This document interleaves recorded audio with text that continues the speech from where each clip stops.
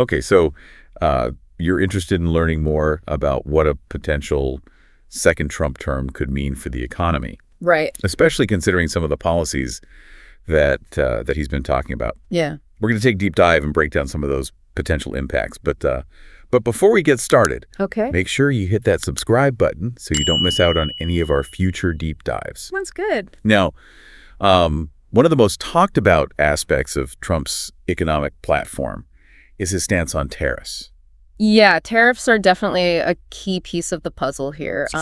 Trump has proposed some pretty significant tariffs on imports, particularly from China. Right. We're talking numbers as high as 60%. Wow. And even a universal 10% tariff on goods from countries like Canada and Mexico. So pretty sweeping. Yeah, on the surface, it might sound like he's taking a hard line, to protect American jobs, right? But could there be more to the story? Absolutely. While the intention might be to boost domestic manufacturing, the reality is that tariffs often end up hurting the very people they're intended to help. And who would that be? American consumer. American consumer. So how does that work? Well, think about it this way. Tariffs are essentially like taxes on imported goods. Okay. And those costs are passed on to the consumer. Oh, So let's say you're in the market for a new TV. Okay. If a tariff is imposed on imported electronics, Right. that TV suddenly becomes more expensive. Uh-huh. And it's not just big ticket items like that. It's everyday goods, too. Like what? Clothes, groceries, you name it. Interesting. All these price increases can really add up and put a strain on household budgets. Especially for families who are already struggling to make ends meet. Exactly. That makes sense. But couldn't the increased demand for American-made goods offset those higher prices? Okay. Wouldn't that lead to more jobs and ultimately a stronger economy? That's the theory behind protectionist policies like tariffs. Right. But it's not always that straightforward. How? Well, first of all, the U.S. doesn't currently have the manufacturing capacity to replace all those imported goods. Okay. So even if demand increases, there's a good chance we'll still need to import certain products, Yeah. meaning consumers are still stuck paying those higher prices. Gotcha. And there's also the risk of retaliation from other countries, right? Exactly. If the U.S. slaps tariffs on goods from China, China is likely to retaliate with tariffs of their own on American products. Right back at us. This can escalate into a trade war, which hurts businesses on both sides and can lead to job losses. Wow. Even in those industries Trump is trying to protect. So it's kind of like a domino effect with potentially negative consequences for everyone involved. Yeah, that's a good way to put it. Now, thinking about your own life for a second, how would these tariffs impact your shopping habits? What products do you regularly buy that might be affected by these tariffs? That's a good question. Share your thoughts with us. We'd love to hear how this resonates with you. And if you're finding this discussion insightful, don't forget to hit that like button. Yeah. It really helps us out. It does. So yeah, it's a great point. It's important to connect these policy discussions to our own lives. I think so. After all, economics isn't just about abstract numbers. Right. It's about how those numbers translate into real-world choices and consequences. Exactly. Speaking of real-world consequences, let's move on to another key element of Trump's economic plan. Okay. Tax cuts. He's proposed further cuts, particularly for corporations and high-income earners.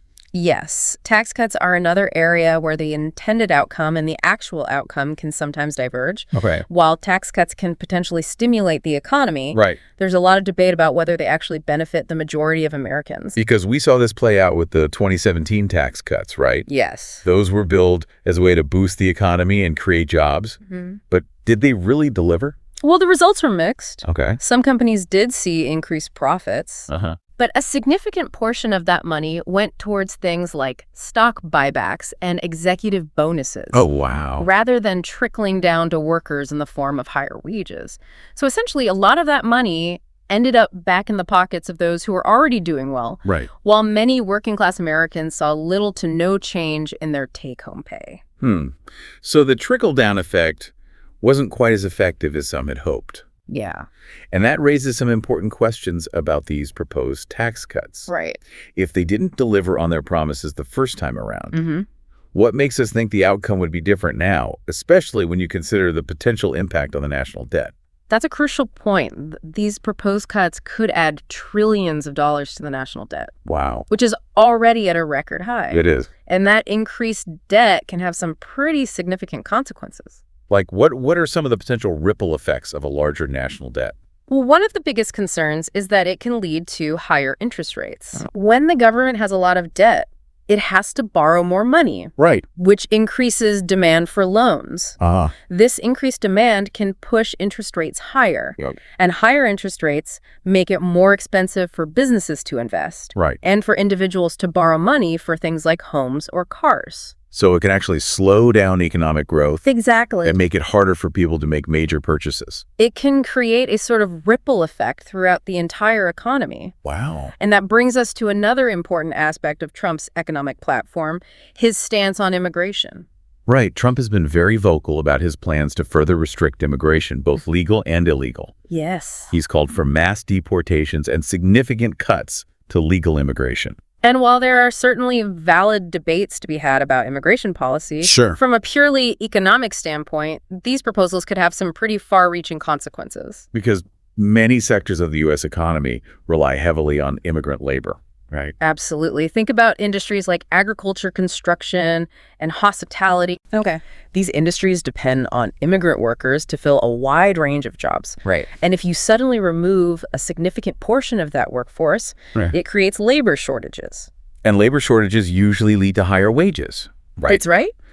Because businesses have to offer more money to attract employees. Exactly. But higher wages might sound like a good thing on the surface. Yeah, It can actually lead to a cascade of unintended consequences. it can. When businesses have to pay their employees more, those costs are often passed on to consumers in the form of higher prices. Precisely. So everything from groceries to construction costs could go up. Exactly. And if prices rise too quickly, it can lead to inflation, Right. which can erode purchasing power and make it harder for people to afford basic necessities.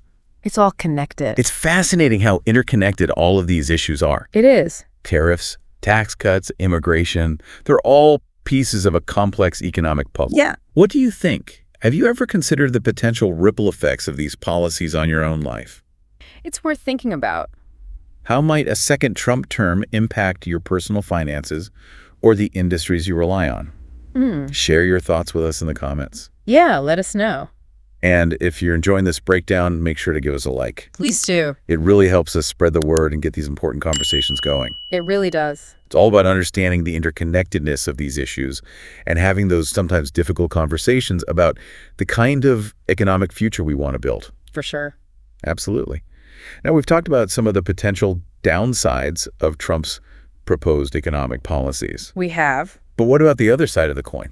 Okay. What are some of the arguments in favor of these policies? Well, one of the main arguments in favor of tariffs is that they can protect domestic industries from foreign competition. Okay, so how would that work? The idea is that by making imported goods more expensive, consumers will be more likely to buy American-made products, Interesting. which will help create jobs and boost the U.S. economy. Okay. And the argument for tax cuts, particularly for corporations, Right. is that it will encourage businesses to invest more work, hire more workers, and ultimately drive economic growth. Exactly. The theory is that if businesses have more money, Yeah, they'll be more likely to expand their operations and create jobs. makes sense. And as those jobs are created, more people will have money to spend, which will further stimulate the economy. Gotcha. And when it comes to immigration, the argument is often framed around national security and concerns about the strain on social services. Yes, those are often the key points raised by proponents of stricter immigration policies. Okay. They argue that tighter controls are necessary to protect national security and prevent people from entering the country illegally. Right. They also express concerns about the strain on social services and the potential for lower wages for native-born workers if there's an influx of immigrants. So there are definitely arguments to be made on both sides of these issues. But the key is to really understand those arguments and weigh the potential costs and benefits. Absolutely. It's about looking beyond the sound bites and really grappling with the complexities of these issues. Now, the big question is, if Trump wins a second term, will he actually implement all of these policies? That's the million-dollar question, isn't it? It's hard to say for sure, but there are a few factors to consider.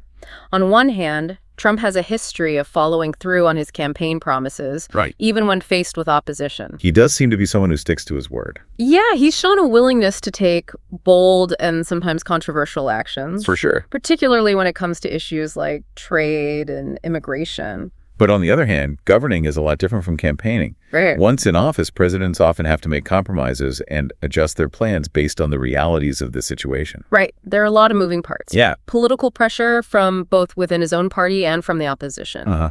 The state of the economy, global economic conditions. All of these factors can influence a president's decision-making. And let's not forget the potential for pushback from businesses and industry groups Oh, yeah. who might be negatively impacted by some of these policies, particularly the tariffs. That's a good point.